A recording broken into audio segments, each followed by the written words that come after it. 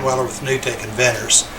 I just finished doing a video about the Tronic CXY2 Pro that I'm adding to the print farm here, and I hope you all had a chance to watch it, but I thought since I had the camera equipment set up and I'm all dressed up, not in my pajamas today, that I would go ahead and pass along a few tips or things that I found with the printers here that I'm using in general.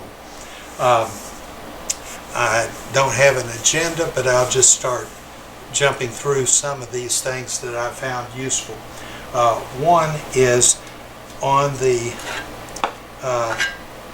these printers have different types of surfaces.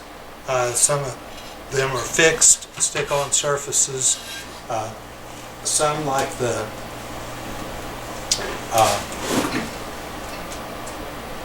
these little KP3s back here, the KP3s have a magnetic surface that removes and makes it easy to take parts off of.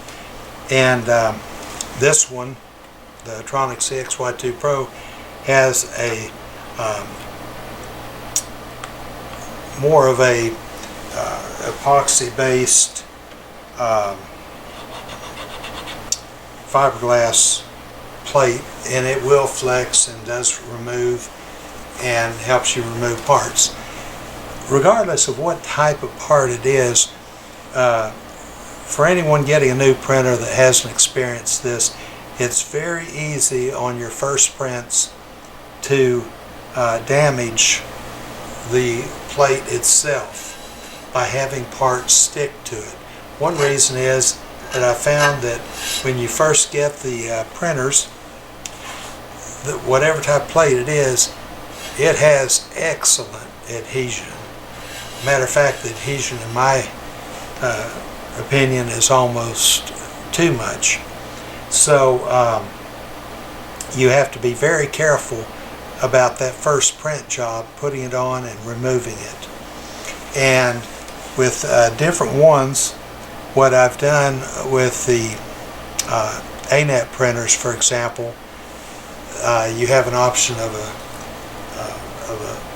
flat surface on there to adhere to, or a glass plate that can be put on it. If you're printing with glass plate, you don't have a problem. But if you're doing the other, then what I've done, I've taken some real fine grit sandpaper and kind of gone over the surface, especially right in the center area where I seem to have the most problems with adhesion, and that will help prevent that initial print job from sticking so bad. Another thing I've done on these printers, when I first start out, I print very simple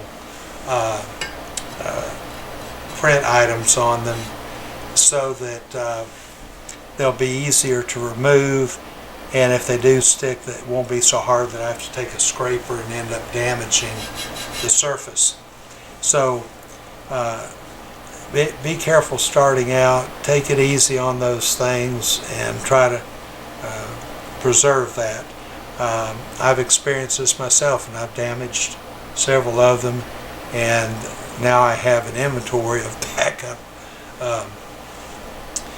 sheets for these different printers in case I do damage one. But now that I know what to do, I'm a little more careful. One thing with this XY2 Pro, I don't really evaluate printers. That's not something that I try to do. There are other people on YouTube that are much better at going through and evaluating them for you. I do try to explain things that I like about them and problems that I've had. With this XY2 Pro, there's a cable coming up out of the back that goes to this build plate, and it has some corrugated split loom covering on it that makes it rigid, and it looks good. But the first time that I went to print with this printer, everything was leveled and ready to go, and as it came forward and tried to the print head tried to go into the center position, this corrugated wire got caught on my Z-axis motor on top of it and caused the build plate to push up, and when it did, the nozzle dug right into this surface and damaged it. So what I'll do with that, and I'll show you in a video later on how I repair these, but use some I just use some black epoxy and fill that in and sand it smooth and get it to where you can print over that again. But that was the only problem I had with this. But since then I'm retraining this wire back here and cable not to get caught on that Z-axis motor again. Some other things that we've talked a lot about is the filament itself. Be sure to remove the filament, keep the nozzle hot when you're through with the print job, and pull all of that filament out after you finish printing before you shut down the printer. Don't just cut it off.